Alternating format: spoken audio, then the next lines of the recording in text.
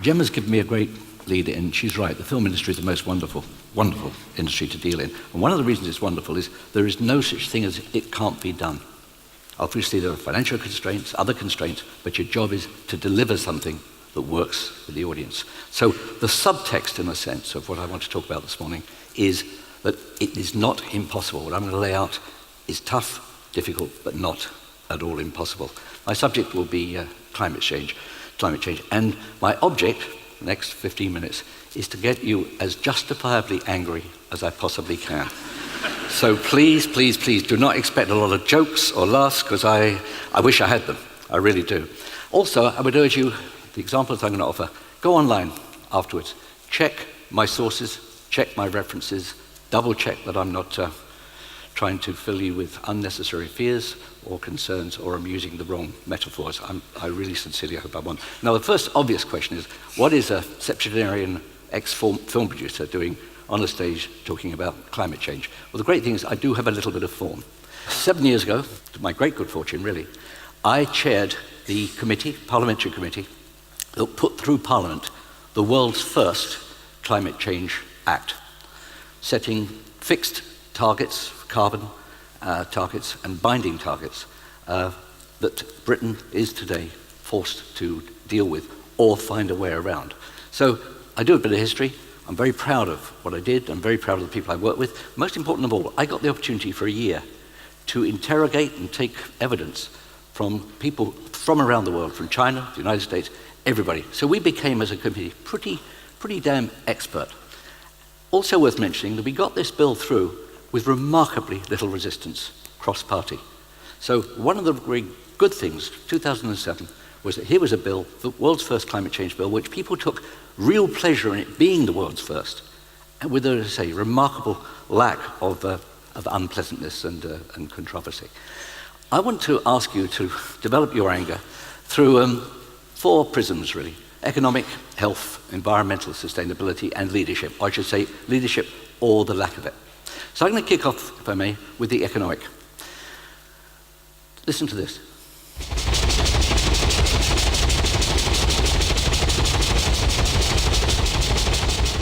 It may sound like a very odd sound to put on an image of a slave ship, and that's what it was. This was the design of a ship of how many slaves you could cross the Atlantic with and maximize the profits of the slave owners. One of the great arguments 200 years ago, a little over 200 years ago, against the abolition of slavery was an economic argument. It was claimed that 25% of the UK's economic activity was entirely related to slavery and the benefits derived in the UK from slavery, 25%. And therefore it would be hopelessly uneconomic to abolish slavery. And William Wilberforce and those who supported him had to deal with that argument for 20 years. In the end, they did manage to win it. And a lot of that energy got transferred into a new form of energy. But it's still energy. What the slaves were providing the energy that drove the British economy, and the Industrial Revolution brought a new form of energy. But what was important was the new form of energy was built around innovation. Once there weren't slaves to rely on, once there weren't this cheap, apparently plentiful form of energy, they had to develop new forms of energy. And the slave owners, many of them, hopefully, went out of business, and a new group of mill owners were not the greatest people in the world. But Britain's economy, far from tanking, which is what had been predicted, grew as never before.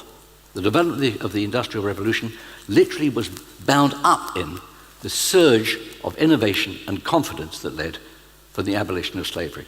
So the economic argument that kept slavery on the statute books for years was demolished within 30 years.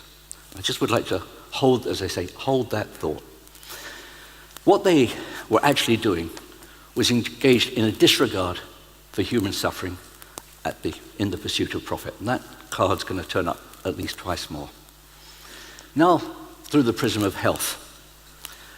Last month, this extraordinary man died. He was the Surgeon General of the United States from 69 to 72. A very brave man. He took on the tobacco companies. And it was he who pushed through the very first warning, that warning, on packs of cigarettes. They managed to lobby in order to get rid of him. He was got rid of by the Nixon administration in 1972. He continued the whole of the rest of his life to argue the same case, but they got shot of him. In 1997, Congress, 25 years later, Congress called the leading figures in the tobacco industry to give evidence about the impacts of tobacco. Now, these guys have had 25 years of medical evidence on their desks. They knew exactly the situation. Here, thanks to YouTube, is what they said. Let me begin my questioning on the matter of whether or not nicotine is addictive. Let me ask you first, and I'd like to just go down the row, whether each of you believes that nicotine is not addictive. I heard virtually all of you touch on it, and just yes or no. Do you believe nicotine is not addictive? I believe nicotine is not addictive, yes. Mr. Johnston. Congressman, cigarettes and nicotine clearly do not meet the classic definitions of addiction. There is no intoxication. We'll take that as a no, and again, time is short. If you could just, I think each of you believe nicotine is not addictive. We just would like to have this for the record. I don't believe that nicotine or our products are addictive. I believe nicotine is not addictive.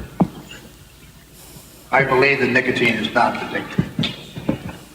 I believe that nicotine is not addictive. And I too believe that nicotine is not addictive.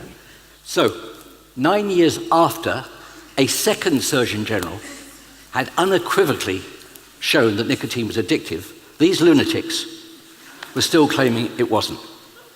They've now kind of given up trying to persuade us. They've moved their wares to the third world and are now pushing cigarettes wherever they can in the Philippines and anywhere else. This is a classic example of the impact of deniability. Thousands and thousands and thousands of people died because they clung on to this notion that there was no causal link, was the phrase. There was no proven causal link between cigarettes and lung cancer. Thousands of people died. This man, Ralph Nader, check him out, saved my life. He also saved the life of hundreds of thousands of other people. He fought for 20 years with General Motors for the installation of seatbelts in cars. He had an amazing amount of evidence. General Motors not only fought him, they also blackmailed him, they followed him, they did everything possible to discredit him, to the point that Senator Bobby Kennedy required General Motors chairman to come to the Congress and personally apologize to Mr. Nader for what they'd done to him. He saved thousands of lives in the face of the denial of the automobile industry that seatbelts were valuable. So these are two more examples of organizations disregarding human suffering in the pursuit of profit. I had a bad car crash in Italy 3 years ago. I would not be here. There's no question about that. I would not be here, but for Ralph Nader. Go on to the next one, environmental sustainability. This is a tough one. I think that as human beings, we are not unlike gerbils. We're kind of great at the fight or flight thing. We're great when we sense danger at jumping up, looking around and spotting it and reacting. We're good at it. It's what's kept us on this planet all these years. What we're terrible at,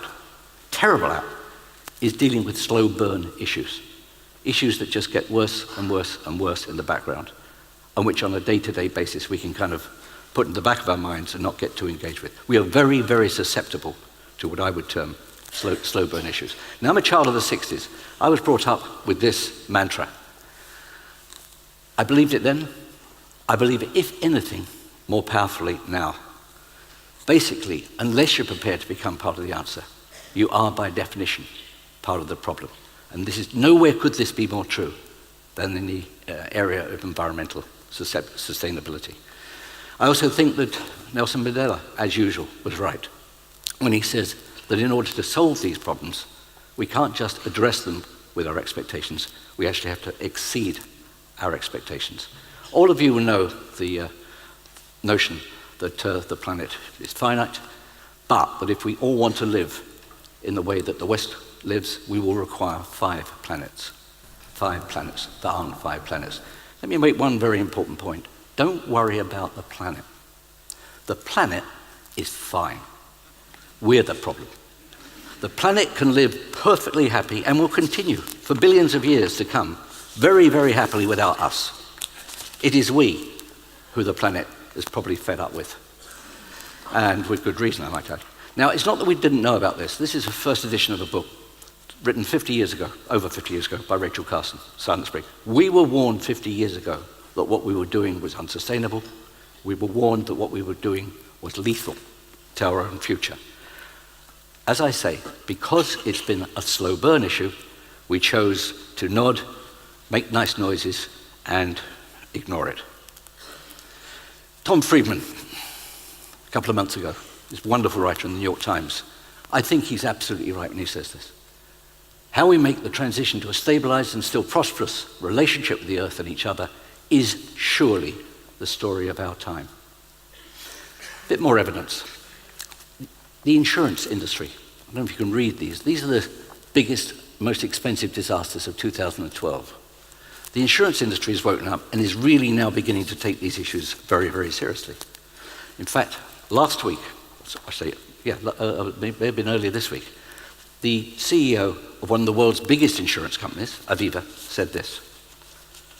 And it's great that the industry is beginning to step up and say this. Try to imagine, if you will, an uninsurable world. Try and imagine an uninsurable environment for yourselves. Uninsurable houses, uninsurable anything.